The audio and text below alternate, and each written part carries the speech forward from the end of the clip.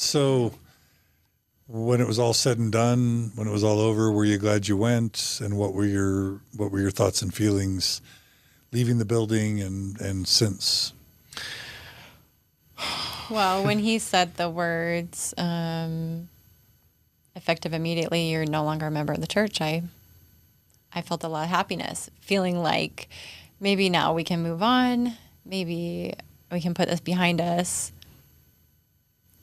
We've started building a new life that I really love, and feeling a lot of freedom and joy and trust in myself and my family. And so I'm ready to start that. And so I felt good walking out of it.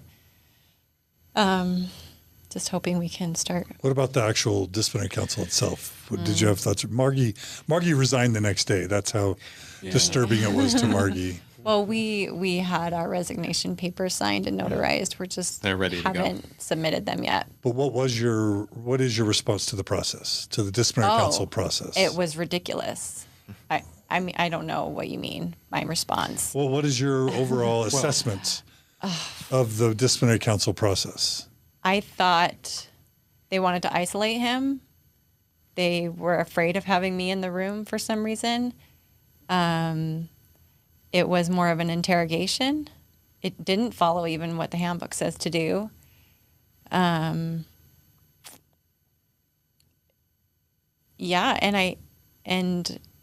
they didn't accept his answers to their questions. Honestly, knowing those men, I do think that they're good men, but that was a side of them I didn't like seeing. How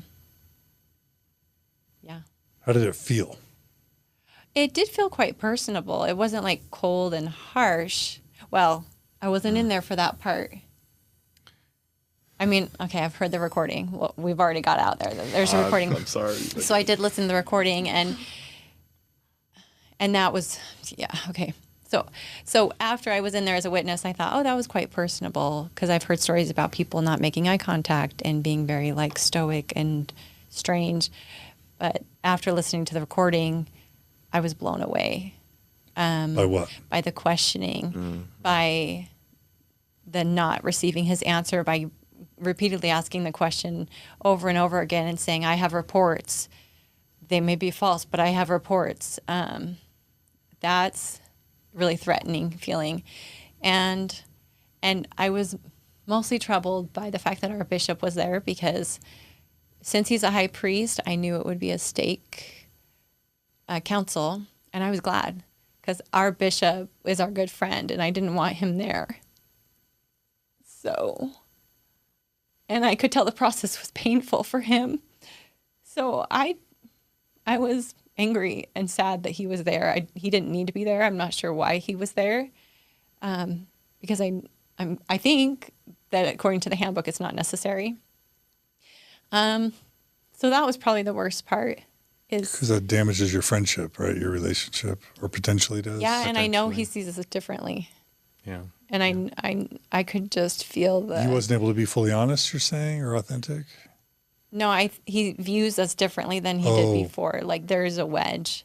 Oh, yeah. It drove a wedge between you and your friends. Yeah, which maybe was already there, but seeing it like that and hearing the questions he asked Sam, and it was just hard to hear and hard to see that change. This guy's got to live within a couple blocks of you, right? Like, yeah. Because that's part of what's just so toxic about this is it's all your neighbors. It's all these people you've known forever. You've babysat their kids. They've babysat yours. You've served them. They've served you. And now it's like this toxic spill poisoning all the relationships in your subdivision, on the 3 streets that you live in Mormonville. Yeah, you know what I mean? Absolutely. And that was the thought that I had.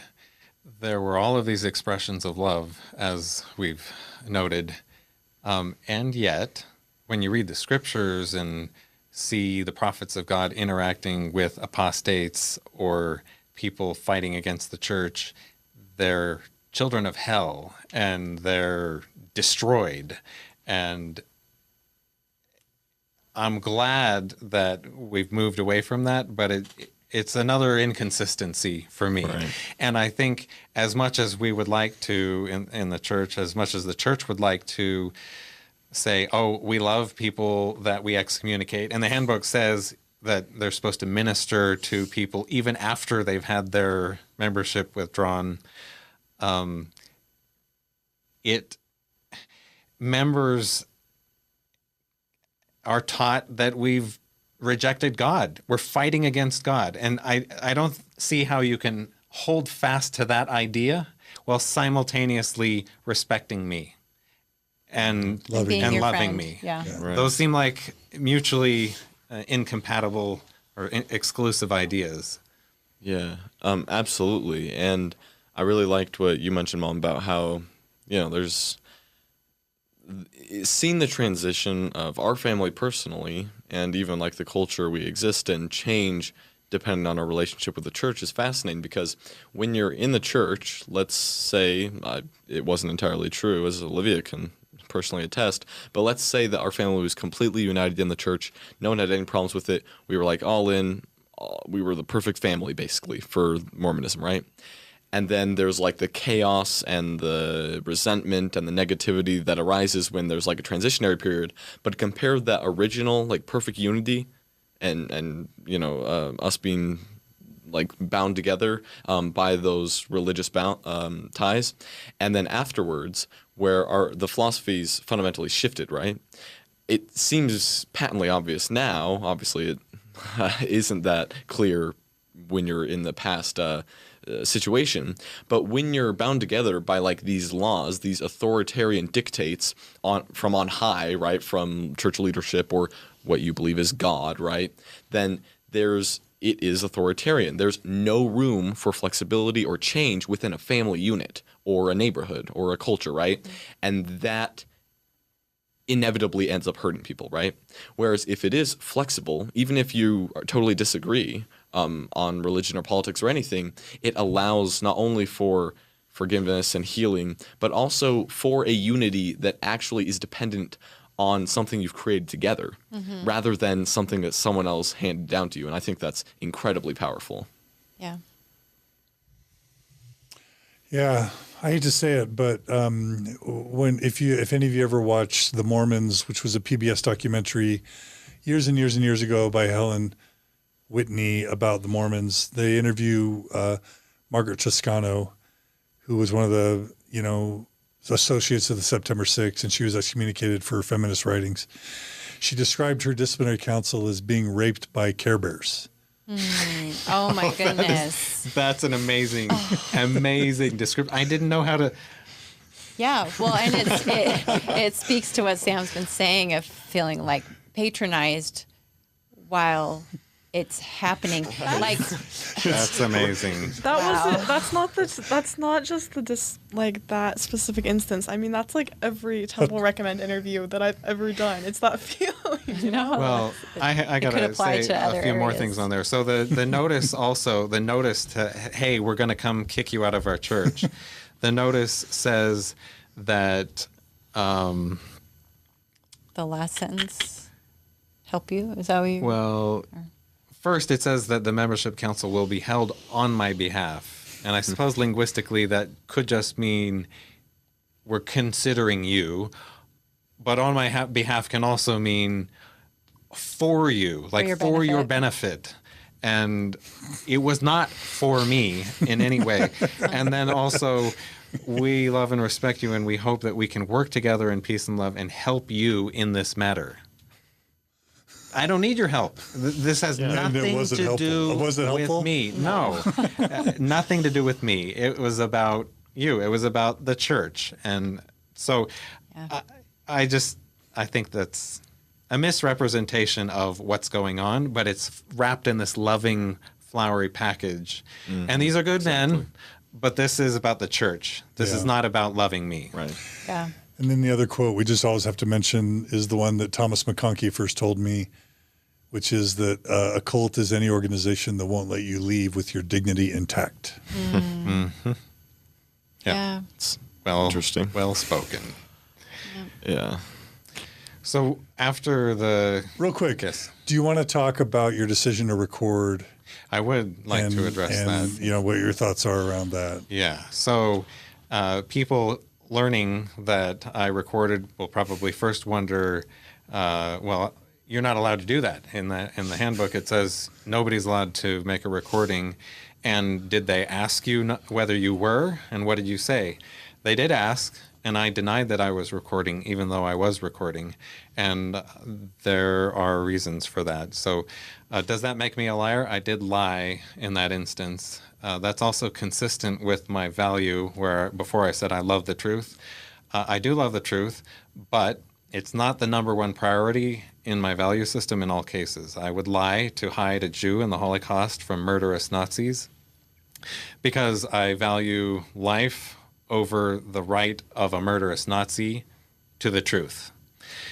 Similarly, in this situation, I reject the church's right to tell me I can't make a recording. And I value transparency, the transparency that having a recording will cast on everything that happened, and what apostasy looks like. And apparently, I'm cleared, not apostasy. So I'm saying that I actually reject that. I reject the way they tried to spin it. I was excommunicated for apostasy. That's what happened. I also think that it reveals there is no gift of discernment. Why do you need to ask if something shady is going on, something dishonest is going on, when you're being guided by the Spirit of the Lord who can discern all things, right? So they should have known and prevented it, or whatever they would do if they knew I was recording. And on top of that, there's my personal protection of having a record of what was actually spoken. So, and I think that's probably the order of those values. Anything to add about that? I don't think so. Yeah. Are you glad that he recorded so you could hear the whole thing? Absolutely, because I didn't get to be there. So I'm 100% For me, glad. that's the number one reason I'm glad you recorded. Me too. Because she deserved to be there. Yes. Right. And you deserve to hear the whole thing. You're his freaking life partner. Yeah, Right. Yeah, yeah. absolutely. Of course. So I'm very glad. I did ask him when he said he was going to record it. I said, "What? And you're going to lie if they ask you if you're recording?" He said, "Yeah." And I said, "How are you? I don't even know what it looks like for you to lie. Like, do you have a tell? Mm-hmm. Yeah, like I don't. Will something weird go on with your eyebrows? Like, how are you going to do that? Because he just doesn't do that." And that was my biggest concern, is that I'm not a practiced liar, and so I'm going to start blushing, or I don't know. Confesses. But because I wanted the truth to be revealed, I lied. Right. Right. Yeah, well, and I can say that I felt not only patronized, but there was like this, the air was heavy with superficiality and insincerity. Again, I don't hate any of the people involved, of course, and I understand and sympathize, but yeah, at the end of the day, for whatever reason, it was superficial. And so I had that sort of feeling while I was talking, throughout every minute that I was present. But then, yeah, again, and sorry, let that slip. But yes, listening to the recording at home just like shattered any like reservation I had about whether or not it was actually totally superficial. Well, I think in the most generous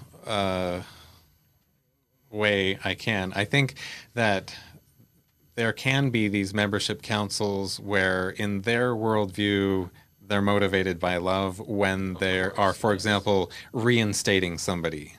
That could be an opportunity where I think there could be some sincere love, and perhaps in some cases of serious sin where they're really motivated in trying to help somebody eliminate something destructive from their life. When you're having a council for kicking somebody out of your club, Right. It's really hard to honestly Do that. claim Yeah. that it's for that person and that it's motivated by love. Yeah, of course. And And it's also like, and frankly, I think that like the stake president could sincerely believe in his own mind that what he was doing was motivated out of love. Like, I'm here for Christ, I'm here because of Christ, like I'm here because I love you, I do love you, yada, yada, yada. And yet, if that's manufactured, if the whole premise for you feeling or creating this love is from what, we understand to be a fraud or a lie or just a non-existent reality, right, a delusion, then there's a certain level of superficiality to that really is unavoidable. I don't think that superficiality, at least from the perspective of the person getting excommunicated, is dependent upon the sincerity of, the belief or the love held by the person. So, empathy is absolutely something that should be extended there, but it should still be understood that, it's so hard to be truly loving of someone when all the basis for that is totally manufactured and not actually a product of your personal relationship with someone. It's also a fundamentally violent act that they were committing on you and your family. It's a psychologically violent, spiritually violent. There's implications to friendships, to relationships, to family relationships. Mm-hmm. And then just spiritually from their perspective, they're damning you and your family to the Mormon equivalent of hell. Right. In love. And it's not an act of love, it's an act of violence. So freaking stop it. How long do I have to cover these things until you guys just stop it? Stop it. Stop the disciplinary councils. Sorry. I love it. Sorry. Yeah, I mean, you're absolutely right. So, not motivated by love, no matter how many times we say it during the council. Right. Yeah. Yeah. So afterward, we went home. Had Slurpees. Had Slurpees to take out. Like, what do you do? So mixed feelings. It was emotionally exhausting. It was thrilling and happy because this does represent a milestone closure, and a little bit of closure. Yeah, the beginning of a new chapter. We talked about and listened to. We talked about the council for the rest of the evening and how mind blowing it was, how unexpected, how silly, how dishonest, how it didn't follow the handbook. How it and painful, all those things. So it negatively affected my sleep, coming into it and going out of it. But I'm gonna recover. I'm gonna be okay. And this podcast will be a record of what happened there, and maybe it'll be helpful to somebody. And that's why we're here. That's what we hope for, in the same way that we've been helped by listening to other people's stories. Yeah, absolutely. Yeah. Yeah, and in the spirit of like John and Brooke McClay, Clay Christensen and Matt Elgren, Lee and Cody Young, Donna Showalter, Paul and Lisa Hacking, there are just way too many really amazing families, former bishops, Tom Phillips, just the Hans and Brigitte Mattson. I can't even name the amazing families that have come on Mormon Stories to share their journeys, but all of them have made a huge difference. And this stands with all of them as a really important story. And I know it's going to help so many people. And you guys are brilliant and thoughtful and sensitive. Your freaking kids are amazing, just like the other kids we've had on, the Lusks, the Booths. Like, it's so great that you guys were willing to do this. Thank you. It's amazing that you set this whole thing up. I mean, this is what allows this to happen. So, yeah. And so thanks for speaking your truth. Do you guys want to have any final kind of closing statements? I mean, I don't know. This is 9-10 hours. This is a classic Mormon Stories interview. Any final statements? We'll start with the youth. Hello, America. I just say this. I'm no enlightened individual. I'm don't know anything that anyone else is lacking. Are you 17, 16? 16. Yeah, just barely turned 16. Holy crap.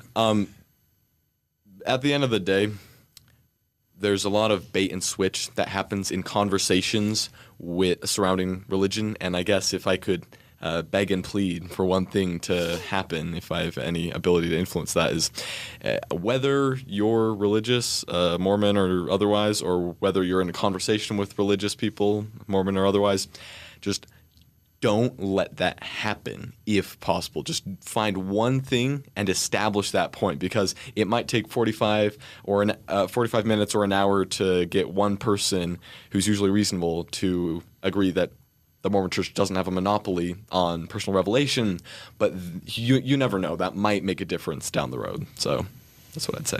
What's your parting words? All right, Olivia, what do you want to say? I guess just to anyone. There's other kids out there going through a faith crisis, other parents, other families. Yeah, to anyone who feels like they have to stay tied to something that is unhealthy for them, or that they know is wrong or untrue to please other people, that's complete BS. Don't. And to all, I mean, if maybe you're an LGBTQ youth who's struggling, don't be afraid to delve into stories of people on the internet if you have to, or just find stories of people who are like you, even if you can't find any in your community, because that's what saved me. And it's going to be okay. And don't be afraid to have those discussions, even if they're met with coldness and stone ears at first, because change does happen. Do you feel healthier and happier now? Absolutely. Yep. Very much so. How can that be? Well, it took a long, it was a long journey. You were the first to stop believing in your family. Yeah. So when I was, just as an example really quick, like when I was 14, we went on a month-long road trip to the East Coast.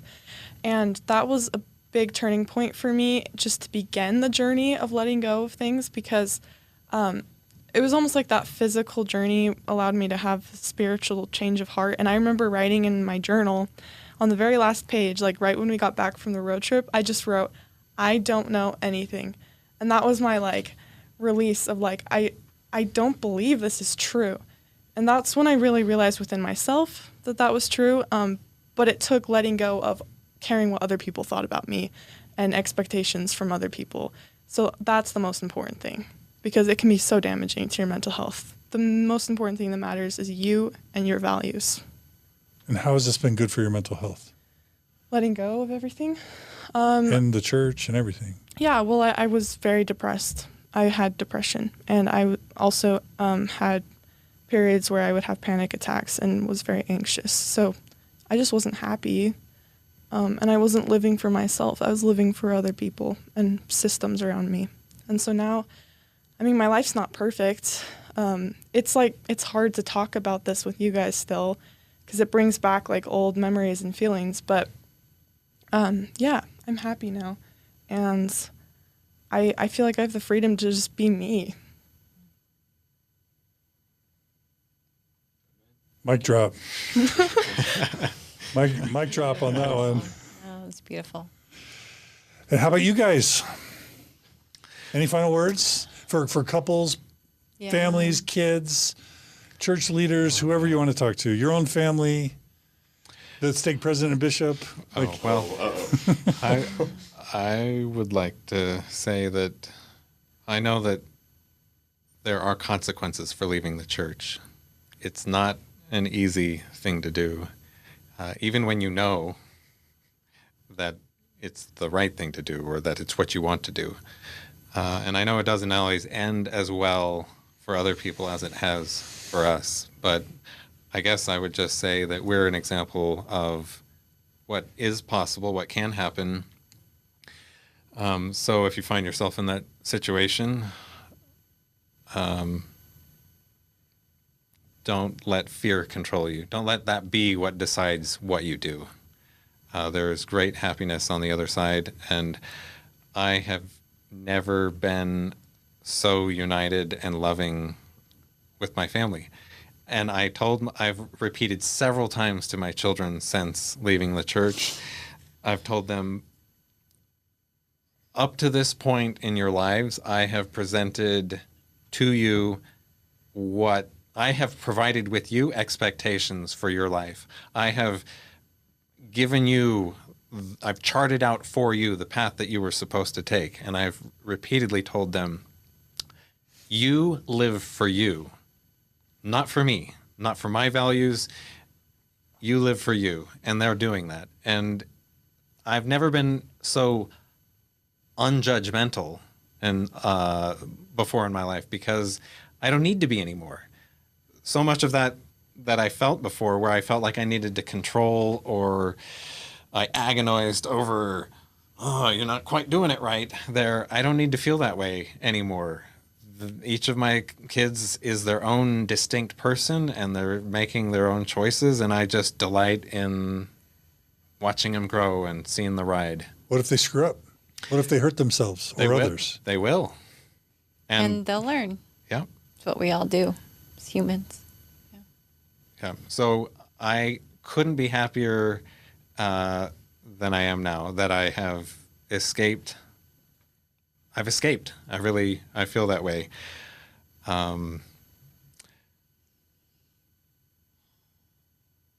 It took almost 40 years. I know some people make it out a lot sooner than that, and I admire and salute them.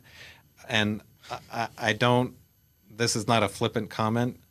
I've done a lot of cool things, I feel like, in my life. I'm pleased with a lot of things that I've done with my life. I consider discovering the truth and leaving the LDS Church to be one of my greatest achievements so far. I have helped stop the chain of deceit and fraud. I've broken that chain, and now generations after me will be able to come into life not shackled by the lies that were put on me. So, assuming they make that choice. Assuming you have kids. Yeah. Hold on. Assuming that our kids They'll don't be decide to free go back to to the do that, church. yeah. Yeah. Or some other cult. Right. Right.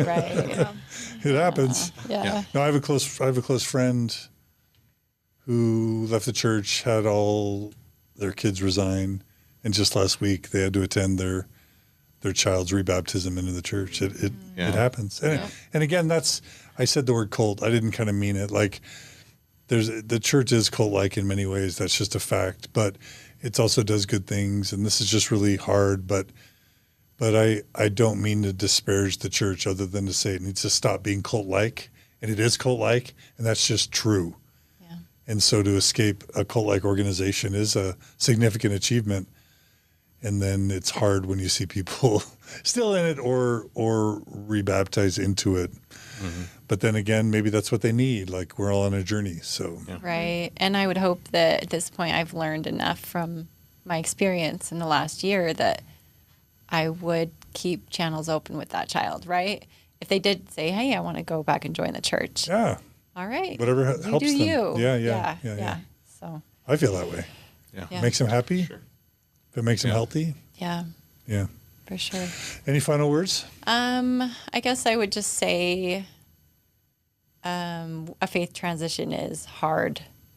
And there's a process to it, and you just can't rush it. I think of it a lot like grieving. And there were lots of days when I laid in bed all day. You know, I would do my schoolwork during the week, and then Saturday I would just lay in bed all day. And I was depressed. And it was really hard to move on. But being a counselor in training, I knew that I needed to accept these emotions and be with them and let them kind of ride their wave. And so I really tried to do that. And I think it helped me get to know myself better and validate my feelings. And since then, I love my life. And I think all my life I was told that there isn't happiness and joy outside of the church, and that you can't be successful and prosper, and that's a lie. And I'm learning that it's not true. That I have never been happier, and I have never felt more free and felt like my voice matters and the voice of my children matter, and also that lack of judgment like Sam talked about. It just feels really good to trust myself and know that I have the answers to my questions. I don't need to rely on a prophet or anyone else. That was kind of the person guiding me the whole time. When I thought it was something else, it was me. So, yeah. Anything you guys would say to, if the bishop or stake president end up watching this and they're like, how dare you record this, or how dare you tell these people what happened or characterize us in this way? Anything you want to say to them? In addition to what I said already, I'm probably just repeat that the nothing good comes from keeping these things secret. That's when what if they say you're embarrassing us, you're making us look bad? Well, let me maybe come back to that.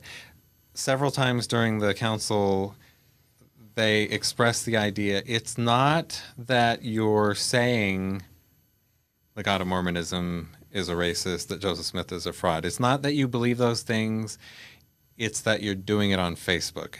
If you had met with us privately and shared these things with us, we wouldn't be here today. You wouldn't be excommunicated. Secrecy. It's all about limiting these facts, and I don't think any good thing comes from it. So I reject that premise and that desire to hide, to silence me and to hide what goes on. And I want to shine a big light on it. I apologize for any embarrassment. I'm sorry that you had to be the representatives of the church in this moment, and any embarrassment that comes, I am sorry. At least we didn't use your names. Intentionally, deliberately didn't use names. Yeah. Okay.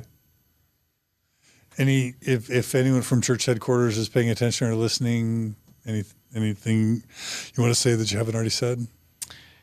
Like, what would I like the LDS Church to do? Stop lying and start telling the truth. Stop hurting people. And stop hurting people, yeah. All of those things. Stop claiming to speak for God. Stop claiming to declare truth. Start acknowledging the problems. That would be devastating. They'll never do that, but that's what kind I would of their say. shtick. That's their shtick. That's what I would say to them. Yeah. You're going to keep on seeing these podcasts, and you're going to keep on seeing people leave the church as long as you're dishonest. Honesty will probably send a whole bunch of people out too, but in the long run, if you keep up with the lies, you won't win. All right. We good? Sure.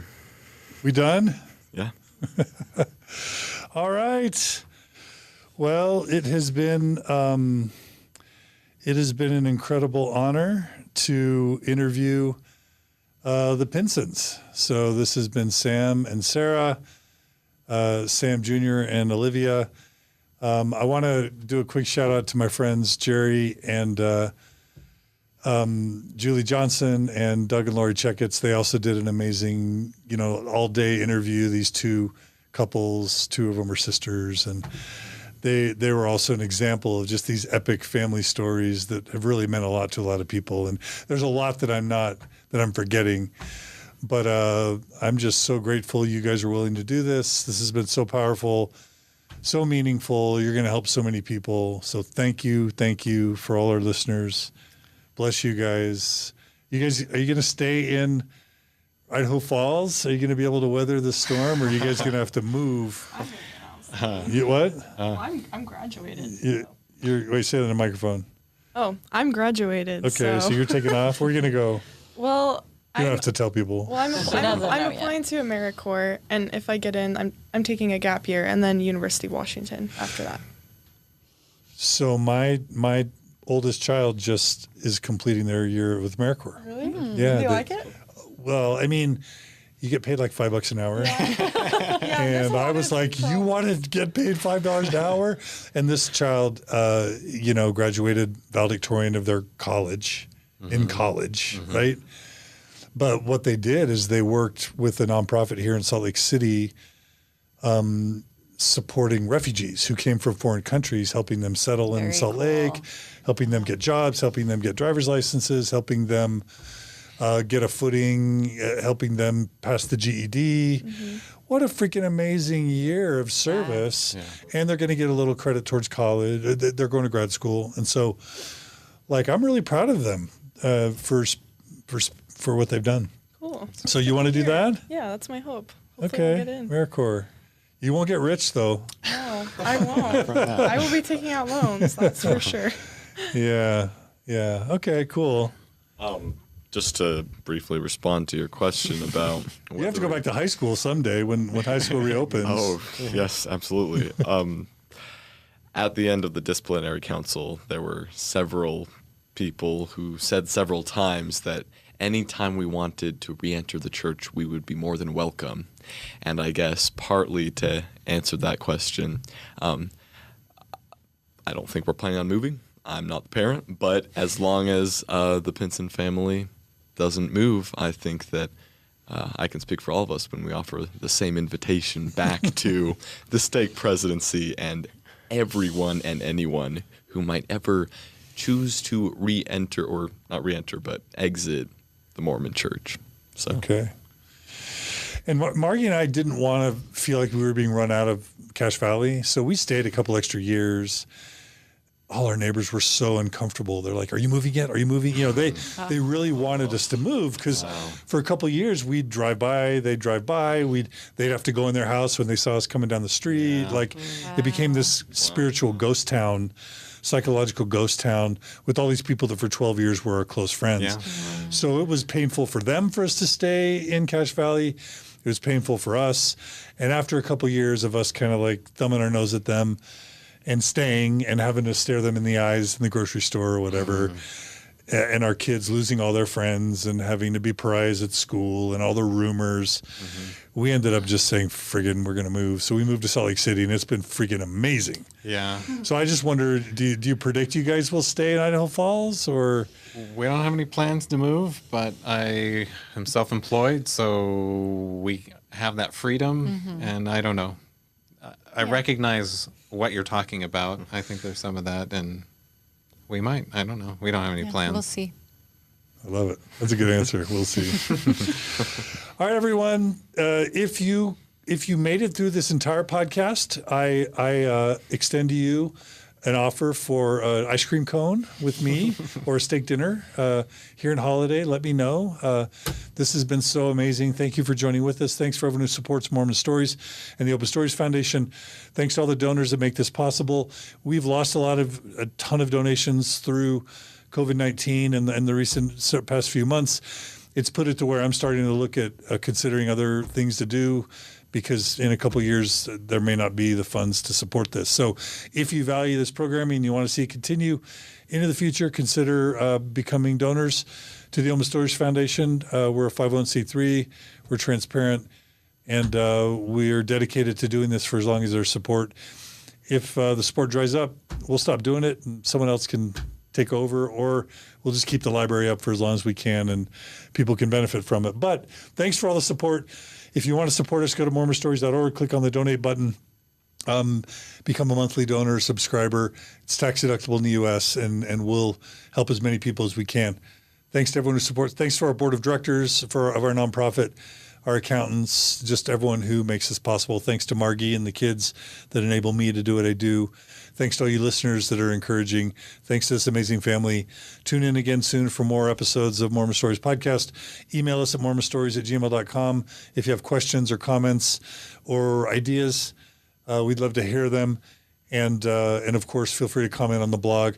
If you also want to help us in other ways, you can give us a positive review on Facebook, the Mormon Stories Podcast page. You can give us a positive review on iTunes or the Apple Podcast app. You can share this stuff with everyone you know. there's a lot of things you can do to support us in addition to donating. So thanks for all the support. Love you guys. And I'm going to take at least a couple days off after today. You guys drive safely back to Idaho Falls. And we'll see you all again soon on another episode of Mormon Stories Podcast. Take care, everybody. Thanks again, guys. Thank you. Thanks. Thanks.